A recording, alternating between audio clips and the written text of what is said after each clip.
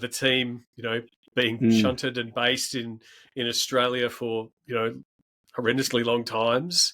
From your point of view, again, no crowds, no games, in your country, no access to players. What was that like for you, both, internally as a team, but then also looking back to your partners and trying to figure out what deliverables are when you had your hands tied in that sort of that time? Yeah, I think that period is probably going to go down as one of the most I guess instrumental periods in the club's history, and particularly in terms of where we are now. I still, it's amazing. I still remember exactly where I was and exactly what I was doing when I got a call from our CEO saying we're not coming home, and the season's done. It's like, what?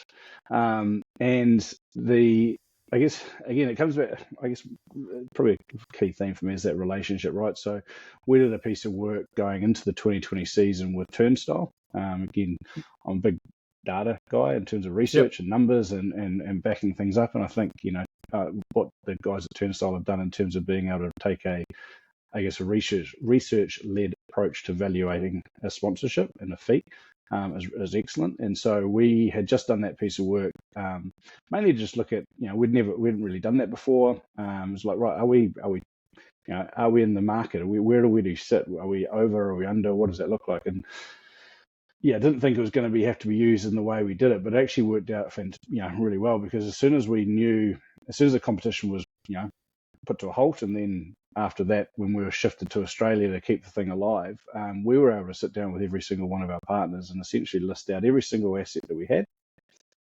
all the values attributed to each, and then we just said to them, look, let's cross a line through player hours, this, that, the other thing, tickets, all of that.